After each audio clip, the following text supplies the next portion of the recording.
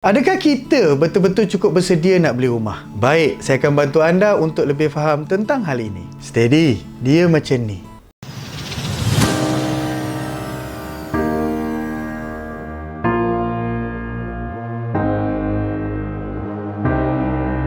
Dalam memahami tentang ukuran kelayakan kita untuk memiliki hartanah, langkah pertama adalah dengan menilai kekuatan profil kewangan kita. Kekuatan profil kewangan seseorang itu adalah sangat penting dalam menentukan, yang pertama, nilai hartanah yang mampu dibeli, dan yang kedua, kadar kelayakan pembiayaan dari pihak bank. Yelah, kita bukannya berduit sangat yang tahap beli rumah tu macam beli air dekat kedai mamak kan. Jalan-jalan, haus, bungkus, 2, ikat tepi. Orang berduit bolehlah macam tu. Orang biasa-biasa macam kita ni biasanya memang perlukan kepada pembiayaan bank untuk membeli rumah. Untuk menilai kadar kekuatan profil kewangan, kita perlu menilai dari sudut yang pertama, pendapatan ataupun gaji. Gaji bersih iaitu gaji bulanan setelah ditolak dengan penolakan wajib antaranya caruman KWSP, SOKSO dan juga potongan cukai berjadual, juga dikenali sebagai PCB. Sebagai contoh, seorang individu yang dibayar gaji bulanan sebanyak RM3,500. Selepas penolakan wajib bulanan itu tadi,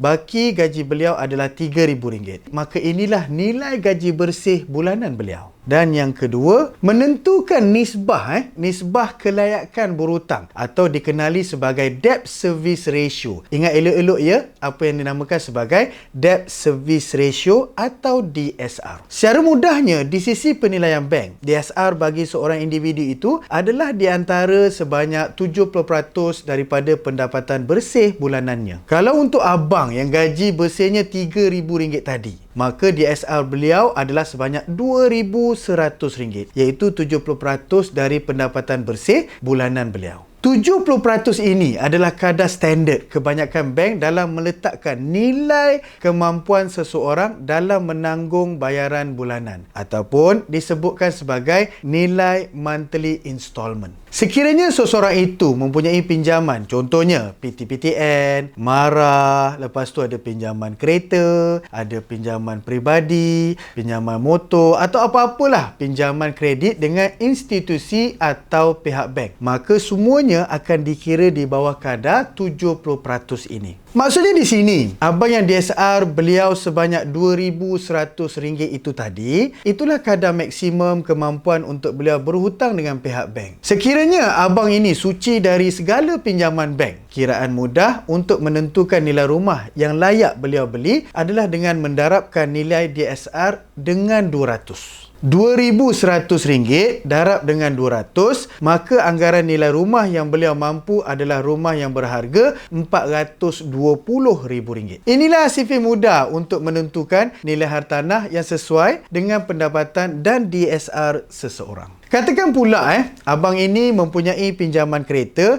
dengan bayaran sebanyak RM400. Beliau juga mempunyai hutang pinjaman peribadi dengan bayaran bulanan sebanyak RM300. Maka kiraan DSR beliau adalah RM2,100 tolak dengan RM400 pinjaman kereta tu tadi, tolak RM300 pinjaman peribadi, maka baki DSR yang masih ada iaitu sebanyak RM1,400. Dan untuk menentukan kadar rumah yang sesuai untuk dibeli oleh beliau, kita darabkan dengan 200. Menjadikan jumlahnya adalah RM280,000. Inilah nilai rumah yang kita letakkan anggaran sesuai dengan beliau di mata bank. Kesimpulannya adalah apabila komitmen seseorang itu tinggi, maka kadar DSR-nya akan semakin mengecil, sekaligus menjadikan nilai hartanah yang mampu untuk dibelinya semakin rendah. Macam mana pula dengan orang yang tidak bergantung kepada gaji bulanan? Maksudnya, kepada mereka yang pendapatannya adalah dari hasil komisen jualan, ada tu usahawan, gaji harian atau lebih mudah difahami sebagai mereka yang pendapatan tidak tetap. Ada masa pendapatannya tinggi, ada kalanya pula rendah. Mungkin juga bagi setengah-setengah bulan tu tak ada langsung.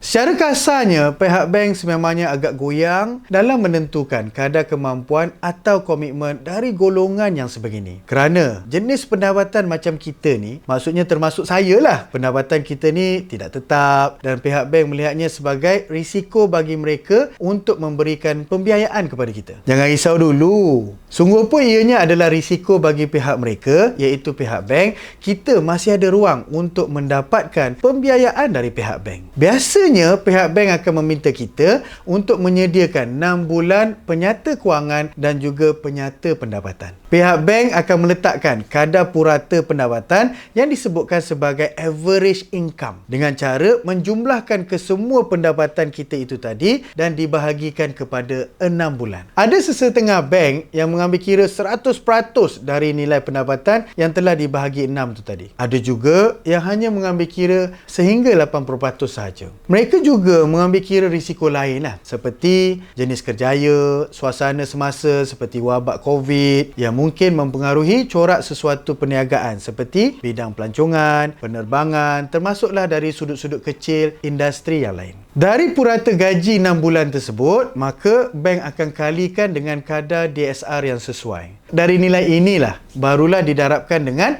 200. Terhasillah jumlah rumah yang mampu dibeli oleh kita. Inilah yang dinamakan sebagai profil kewangan. Hanya 2 perkara tetapi sangat penting dalam menentukan kelayakan kita dalam membeli hartanah ataupun rumah idaman kita. Steady, subscribe, follow, like dan share.